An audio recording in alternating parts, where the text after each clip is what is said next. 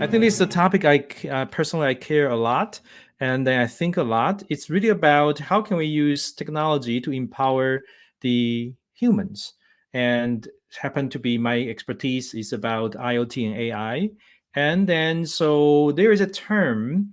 So the way I look at it is like, okay, so how right now the computer is really like, when you think about computer, you're thinking about a computer, right? It's in front of the screen, it's your phone, or it's your watch, right?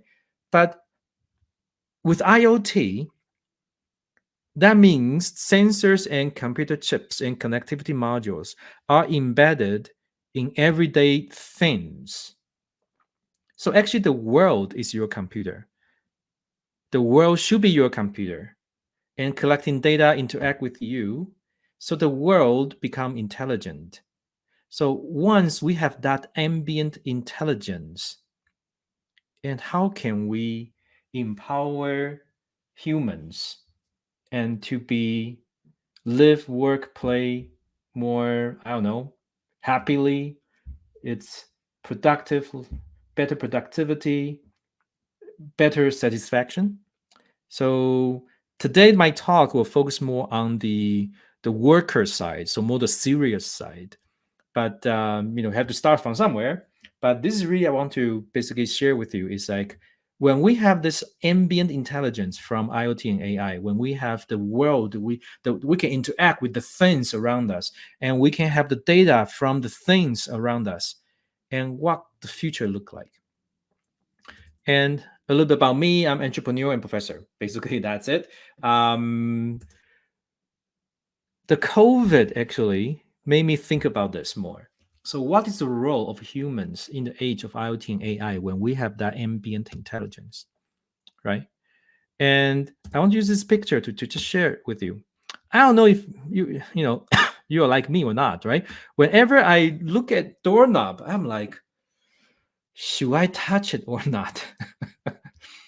um, how many people touched it before, and how many people they might have COVID touch it? If we were in a room right now, I would love to do a survey. It's like, are you like me, right? And doorknob just one example, right? It include other things, right? If I go into empty meeting room, I'm like, did I have people just coughed in this room before, right? I ski at Lake Louise with my kids, and then when I went to the ski lodge, I was like, okay, what's my risk exposure here?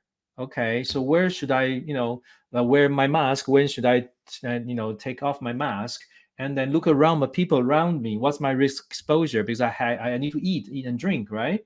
And then yeah, but in a way, COVID a lot of things we do right now. The problem is information gap. This is, by the way, is MIT review, technology review article, right? It's about information gap. Is the reason we couldn't make a decision is because there's information gap. And information gap, it could be information gap or information overload, right? So both ways, it's a gap too, because you need the actionable information, right? So if it's information overload, you just cannot make make a decision, right? So I was like, okay, so that leads me into, okay, when we have IoT and AI, we have data from everywhere, and what can we do to address this information overload or information gap problem? So next time when I see a doorknob, right? Okay, I can make a decision. What should I do about it? I don't know how about you have this issue, but I do, okay? And let's go to industrial setting.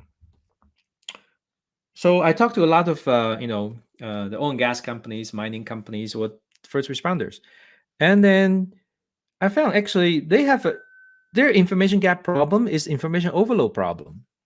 Is they have too many sensors, okay, and there are many different sensors, but the sensors do not talk to each other, and as a result, they couldn't make a decision because they need to manually correlate this information by themselves.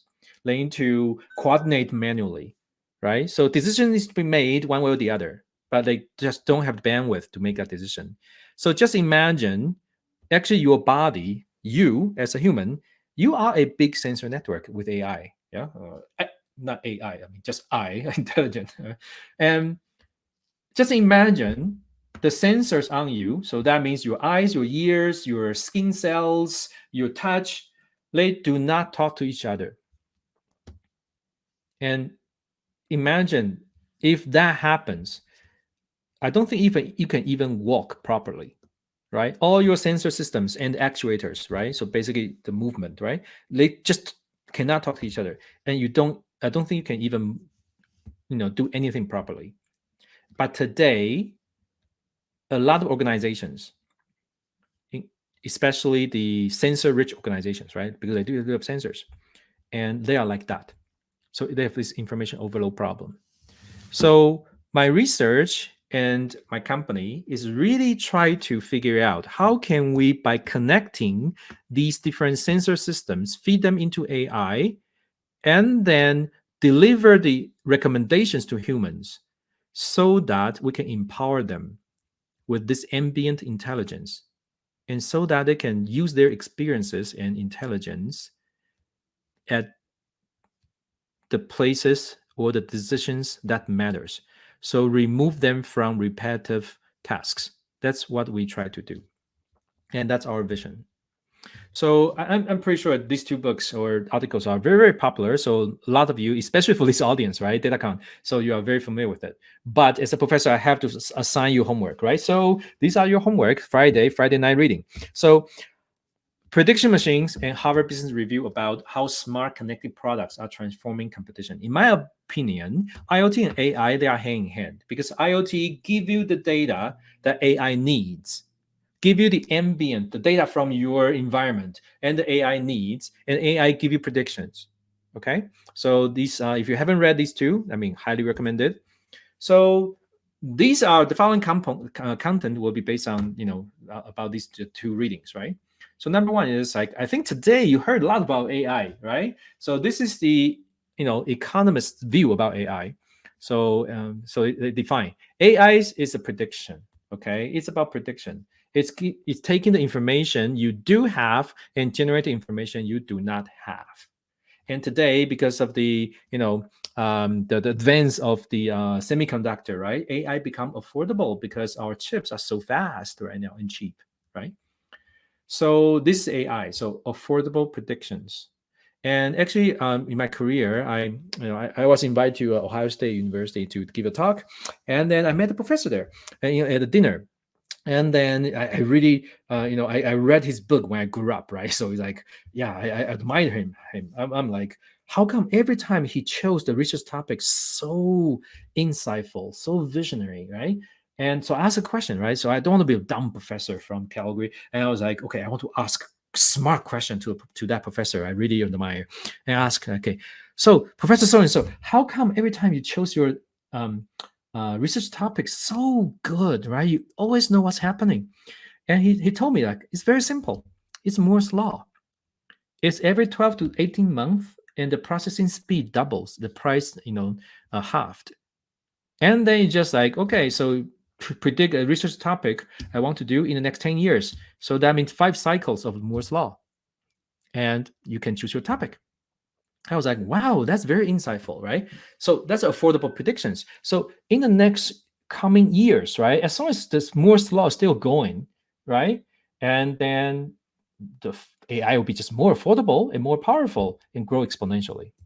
So the vision of ambient intelligence is really not that far, because just imagine, the number of sensors will double every year, around you will double every year, and the processing power that will double every year. Yeah, so we're really getting there. And this is something called the AI Canvas, and I just tweak it with the IoT flavor. So first, in order to train your AI, you have sensors, right? And the sensors are from your the everyday devices, right? So everywhere. Just imagine you can get whatever data you want from your everyday devices, right? The things around you. Okay. And then you feed into AI, and AI give predictions. And the prediction give it to a human. But when we think about a human, right? Typically when we think about it, it's like, okay, the user is somebody sit in front of a computer, right? But in a world in ambient intelligence everywhere, that the humans are really the workers, right? You can think about, really, I'm thinking about these humans are people working in the field, right? So we want to empower them with computers, ambient intelligence, so that they can be empowered, right? So prediction, the sensors are from the data from sensors. Your predictions give you the human, and humans are everywhere, like the mobile people, right? The moving around. So not just people in front of computer, right? Not the data analyst, not the managers, not the engineers, right? The people running around, okay, and they make decisions. And one good example is like firefighters, right? We did this work with Department of Homeland Security. How can we get the sensors from the near firefighters, present a prediction, and empower the firefighter to make judgment, and then the firefighter will decide to do something, okay, to run into that fire or not, and there will be outcome, hopefully good outcomes. And those outcomes, again, we have sensors everywhere, right? Imagine everywhere, and collecting data, and then we'll feed it back to the AI engine and become a flying wheel, and then to just make AI the prediction better and better. So this is just a tweak, a little bit IoT tweak, right? Okay, and what I really like about that book is, just imagine the AI, you have a dial, it can crank it up and become very, very accurate. So imagine, so as a researcher, right? So my professor told me that, just push something to the extreme and you will find research problems, right? So that when you push that AI knob, is like too extreme, right? When it becomes so accurate, and what can we do about it? Right? So this book, they have a good example. I'll bring it back to the physical examples later. But from this book, I found it's very, very interesting. Is what if the AI of Amazon become very accurate? Right? I don't know how about you. If I'm in a room, I'll ask you, okay, raise your hand if you buy from Amazon. I don't know how about you. Every day I have a package from Amazon. And I was like, okay, my wife, dear wife, what did you do today?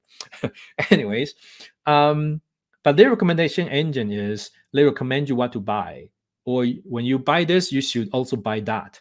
Okay, so that's the recommendation engine. And today, every operation in the world, we have a standard operating procedure, right? Or it's how the workflows, how we do things. For Amazon, how they do business, the workflow is you shop, and then you ship, and you receive it, right? You shop, they ship it to you, you receive it, right? And then you return later. But if the recommendation engine is very so accurate, right? They can change to ship, receive, shop. That means you have so confident before you even buy, they ship it to you, and then receive it, then you decide what to keep. Okay, and when you train their AI that much, and then they are so confident that they can predict what you are going to buy, and they can totally change the way they operate into ship, receive, and shop. In this case, what are the benefits? They can do when this is the workflow to shop. Do you think you even need to go to Costco or Walmart? No, you don't, because you don't need to leave your doorstep, right? So as a result, it's really something like, for me, it's like, whoa, yeah. Of course, when I look at this, it's like, okay, how can I apply this into my world? So of course, they have a patent on this, right? So what if in the industrial world, right? And let's say in oil and gas, and you have the oil and water in the tank, so you need to dispatch a truck to the oil tank and to haul the liquid out of the tank before it's full. What if the trucks arrive before you request the service? So imagine you are running a company to do this liquid hauling, right? So typically you wait for the call just for a hauling, right? And you dispatch a truck to go there.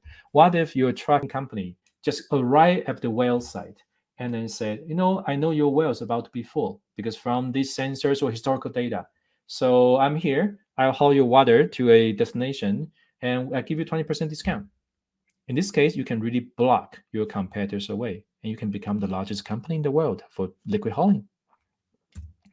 How about a firefighters? And you have a digital assistant as a prediction engine and get the data from the ambient environment, and then you can to warn your firefighters before danger is going to happen. Okay, and actually this is exactly the thing we did with Department of Homeland Security and NASA JPL, is to warn the firefighter and before flashover, right? And the goal is really make the firefighters fully protected, fully aware, and fully connected. And of course, ultimate goal is to reduce any preventable incident by connecting different sensors and AI together. And or before a methane, something we're doing very, very actively is the methane leaking, right? So how to prevent or stop methane leaking. So can we have this prediction engine, and then we empower the people to fix the leaks before even they happen, okay? And you can save the world one leak at a time. But today is very reactive. So for SensorUp and on my research lab as well, so our vision is to build a fabric. So interconnect the world's data. So imagine the world's data means the data from all sensors you have around you, near you, above you, satellites, yeah?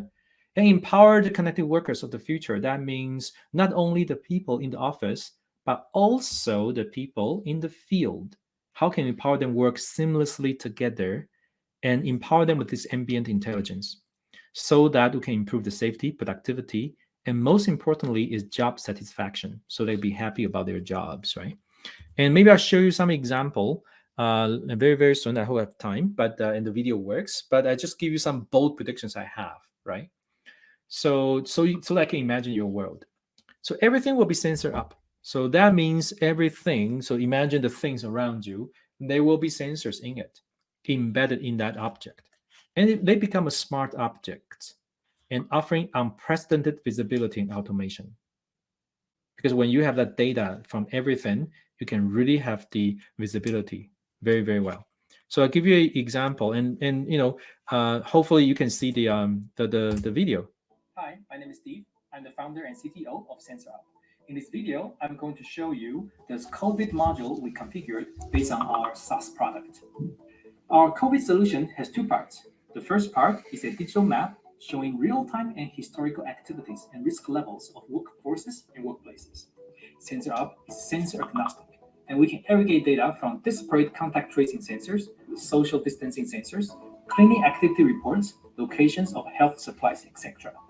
With the live and playback maps as the single pane of glass, decision makers can plan, track, and respond to emergent situations. But not everybody has the time to sit 24/7 in front of the screen.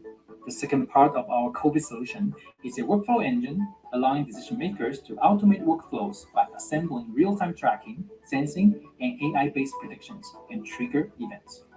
In this demo, we aggregate 6 disparate IoT systems, including 4 different contact tracing beacons, video cameras with deep learning AI, and video plus microphones for cough detection. Here, we integrate an AI-based virtual sensor developed by the University of Calgary.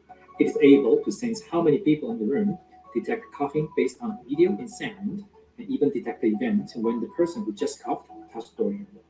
Now, you are looking at the real-time digital map of the meeting room we just showed you in the previous video.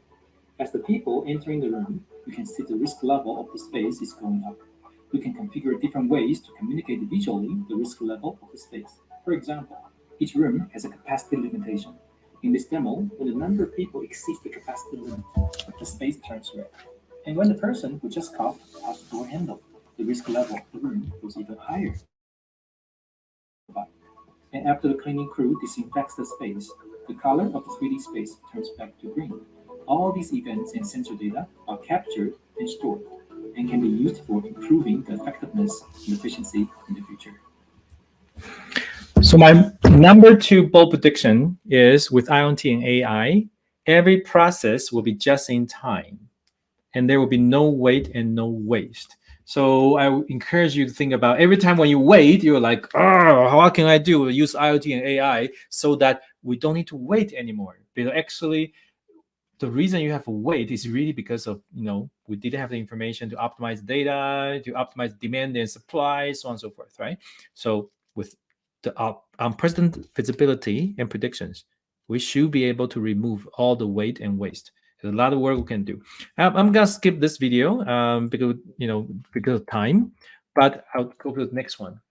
I think this is very important is in the future, all preventable safety incidents, right? Like the example I show you, talk about it, the firefighters, right? They will be predicted and mitigate it before they happen. I don't know if you saw this Apple Watch commercial, right? So somebody they make prediction about your health status and even can call 911 and save lives, right?